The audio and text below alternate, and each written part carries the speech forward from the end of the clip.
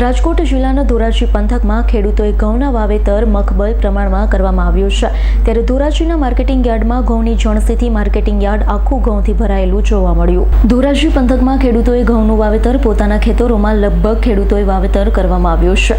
ધોરાજીના marketing યાર્ડમાં ખુલ્લી બજારમાં વેચવા માટે આવી રહ્યા છે। ધોરાજી માર્કેટિંગ યાર્ડ આખું ઘઉંથી ભરાયેલું જોવા મળી રહ્યું છે। ખેડૂતો જે ભાવ ઘઉંનો મળી રહ્યો છે તેનાથી ખેડૂતોમાં રોષ જોવા મળ્યો છે। 500 રૂપિયાની અંદરના ભાવ ઘઉંના મળતા ખેડૂતોમાં નિરાશા વ્યાપી ગઈ છે। આ ભાવથી ખેડૂતો અસંતોષ છે, ત્યારે માર્કેટિંગ યાર્ડમાં આવતા વેપારીએ જણાવ્યું છે કે ધોરાજી તાલુકામાં પુષ્કળ પ્રમાણમાં ઘઉંનું વાવેતર કર્યું હોય તેને લઈને માર્કેટિંગ યાર્ડમાં મખબલ પ્રમાણમાં ઘઉંની જણસી વેચવા માટે આવી રહી છે। રોજની અંદાજે 7000 કટ્ટાની આવક છે। ક્વોલિટી જે પ્રકારની હોય તેવા ભાવ ઘઉંના છે, પણ ખેડૂતો પણ ભાવને લઈ નિરાશા જોવા મળી છે। તમારું નામ? લાલજીભાઈ હસરભાઈ વાગડિયા। શું લઈને આવ્યા છો? ઘઉં લઈને આવ્યો છું। શું ભાવ મળે છે ઘઉંના? ભાવ નીચા મળે છે બહુ। 600 રૂપિયા મળવા જોઈએ ને બદલે 500 ની અંદર રહે છે।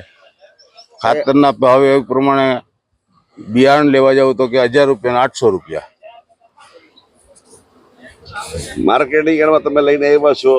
માર્કેટ યાર્ડમાં લઈને આવ્યા છે તો સાધનને અમારે ભાડે કાયદા હોય ને 2 કલાક ભાડું ચડાવવું પડે, ઉતરતા નથી એક ધારા, એટલે એને કારણે અમારે ખોટી બહુ થાય છે, ખેડૂત ખોટી બહુ થાય છે।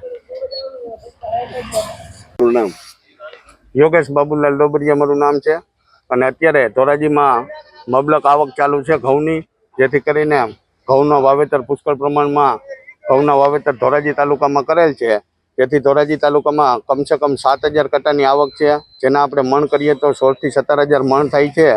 અને ક્વોલિટી વાઇઝ તમામ ખેડૂતોને ભાવ મળી રહ્યા છે, જેવી ક્વોલિટી એવા ભાવ મળી રહ્યા છે। હાલ માર્કેટિંગ યાર્ડમાં ઘઉંનું પુષ્કળ આવક જોવા મળે એનું કારણ શું છે?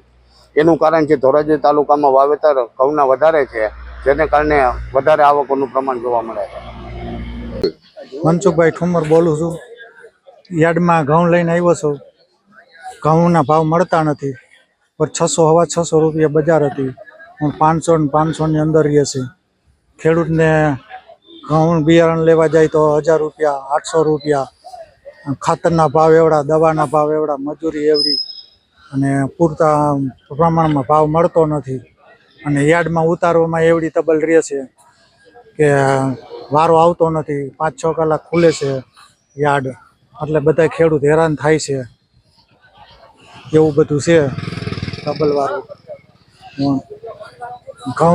Bureau report S9 news, Rajkot. અમારી તમામ માહિતીથી અપડેટ રહેવા માટે જોડાયેલા રહો S9 ન્યૂઝ સાથે।